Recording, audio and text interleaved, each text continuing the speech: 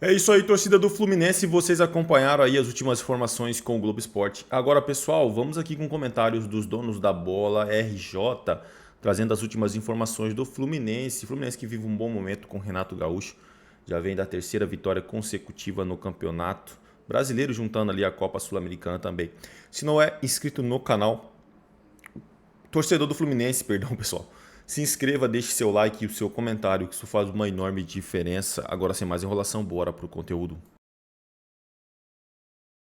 Pelo projeto, né, pelo planejamento que fez há uns 4 anos atrás, o Fluminense teve 3 vezes seguidas na Libertadores, salvo engano, ganhou uma. Com jogadores mais velhos investindo muito. Não vai sustentar. Hoje não se sustenta mais sem esse planejamento de SAF. Eu acho que o Fluminense está na hora de botar... Só não esqueça, Mário Bittencourt, que eu adoro você, mas grama sintética, hein? Você vai... A SAF, né, utiliza grama sintética. Quero ver se você vai reclamar da grama sintética. Já sei eu botar grama sintética no Maracanã.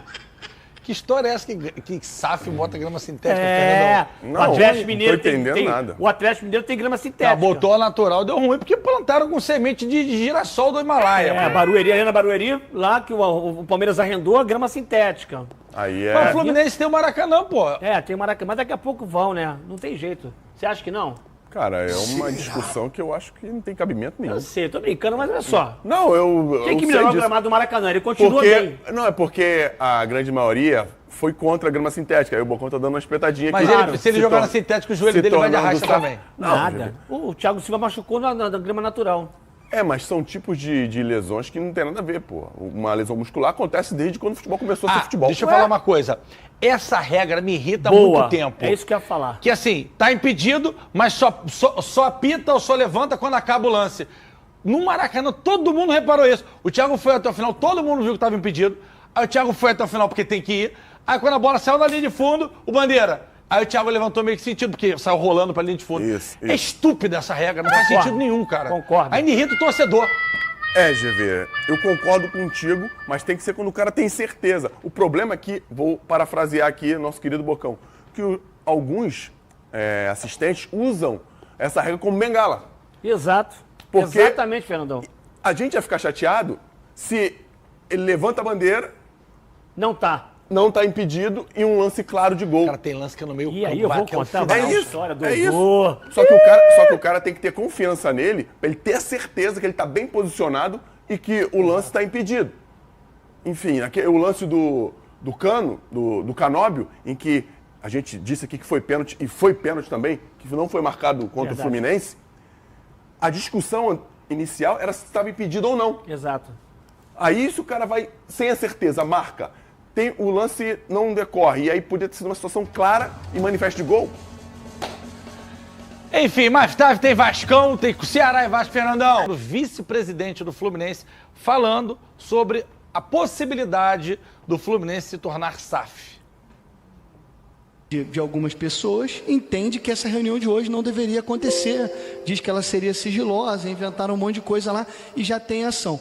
Eu acho que a pior coisa que pode acontecer para o Fluminense é o que eu chamaria de vascainização do clube, que é a gente ficar com briga judicial toda hora e recorrendo ao judiciário para inventar coisas. Eu acho que a gente tem que fazer o debate aqui, tentar não utilizar o judiciário, deixar isso para o último nível.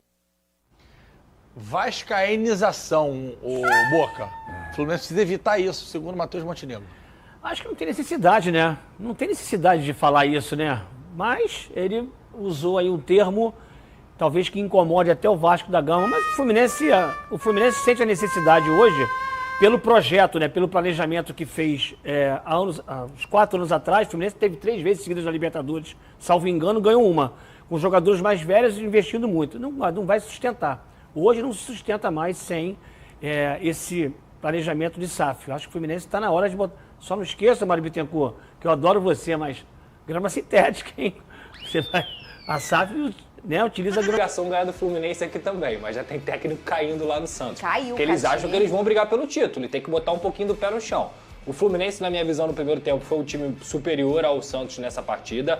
Não tanto assim, acho que teve um controle ali muito mais. O Arias joga muita bola, mais uma partida dele. Todo programa eu tô aqui falando bem do Arias e vou continuar falando, porque ele é um jogador espetacular. Eu acho que o Fluminense sentiu um pouquinho no segundo tempo, logo depois da entrada do Neymar. Por quê? Não porque o Fluminense se desorganizou em campo, mas porque a entrada do Neymar bagunçou o jogo inteiro. Porque o Santos ficou procurando o Neymar, uma equipe completamente sem ideias, e toda hora o Neymar vinha, carregava, uma falta. Vinha, carregava, uma falta. Então vou fazer outro elogio aqui ao Bernal, jogador camisa 5, que atuou ontem com a camisa do Fluminense, volante, que não vinha sendo titular com o Mano Menezes, que não vinha jogando tantas partidas e fez uma baita partida ontem, inclusive no sistema defensivo do Fluminense. Thiago Silva também muito bem. Eu acho que de forma geral o Keno tá pedindo passagem em relação ao Canóbio. Eu acho que o Keno hoje está jogando mais do que o Canóbio para ser titular do Fluminense, mas quem decide no final é o Samuel Xavier, num jogo, numa bola já morta, tá? O Santos estava jogando pelo empate. Bateu 40, o Santos ficou jogando pelo empate. E aí essa bola desviada aí acabou coroando um jogo que o Fluminense não foi amplamente superior, mas foi superior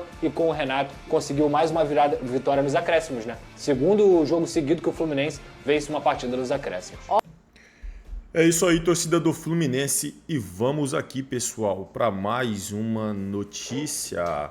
Mário e seu vice estão mentindo, afirma Lan sobre proposta à SAF do Fluminense. Na noite da última segunda-feira, a reunião de Conselho Deliberativo do Fluminense, que tratou de alguns pontos sobre o projeto da Sociedade Anônima do Futebol, a SAF, do clube, foi transmitida ao vivo pela Flu TV.